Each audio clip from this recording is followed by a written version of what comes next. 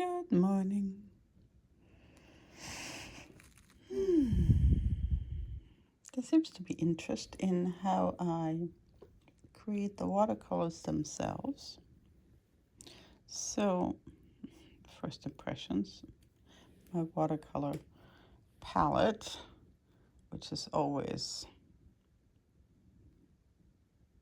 in action. You can see the last color schemes I've been working on that are still in the little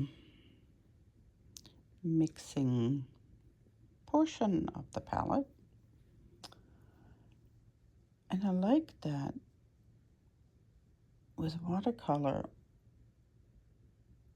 what's still there from last time can be used again. It doesn't dry up and becomes brittle and heavy.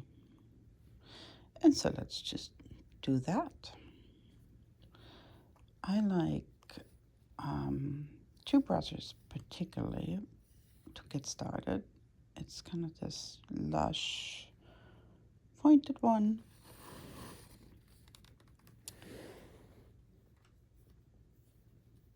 To get started on those mountain ridges.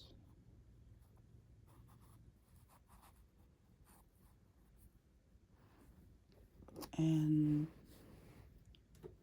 when the color runs out,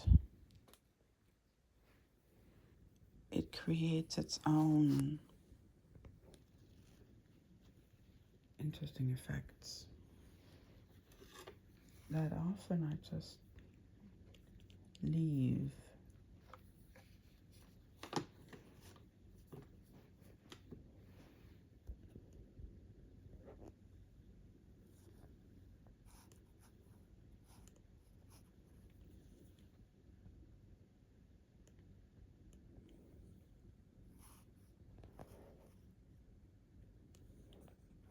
Those are my snow-capped mountaintops. It's not quite as easy as a camera in between the paper and me, and then having to juggle also my colors. So this is purple, brown, I believe, a little bit of beige, and yes, as much of my colors around in the color trays, and I allow that. So in mountain ridges, the further away they are, the more faint they appear in my observation.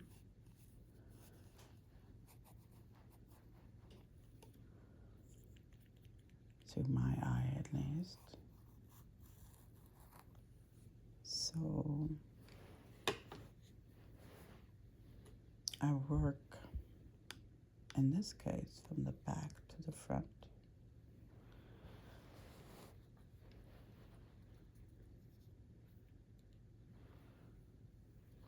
Getting darker.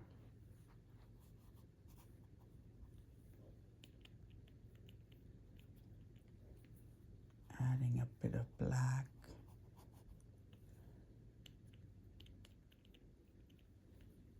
To get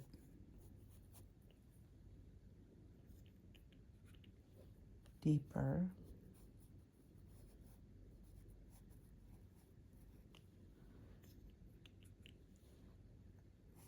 And crisper lines.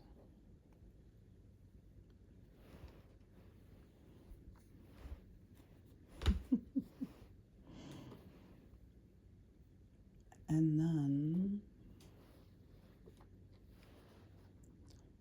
the front part of the landscape. This is my green teal palette.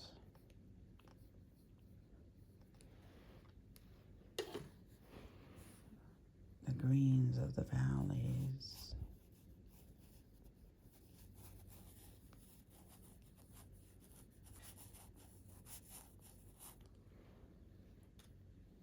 come into play.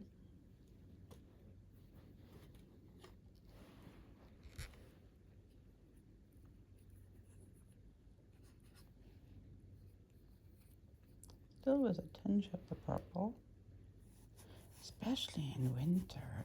Vermont has so many different shades of purple in landscapes. It's just delicious.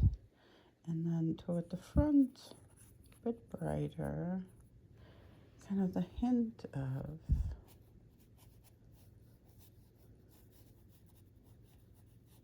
fall foliage from last year that has yellowed, and it turns into this delicious goldenrod kind of.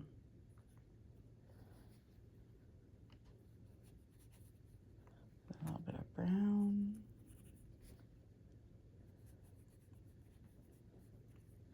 You know, the fields where you can still see the stems from the plants harvested in the fall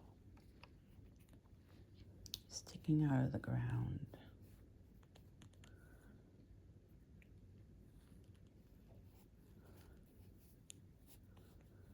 Yeah, and that's kind of the start.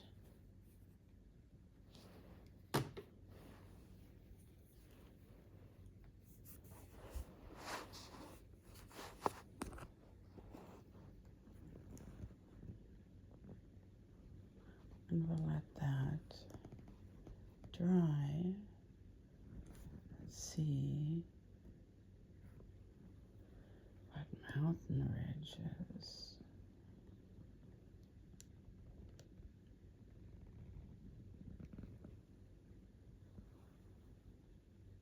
Suddenly appear and what creatures in the landscape.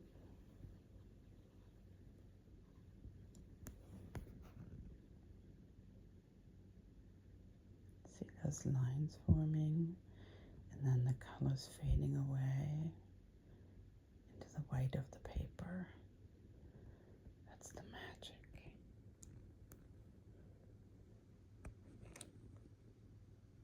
I'll continue tomorrow. Toodaloo.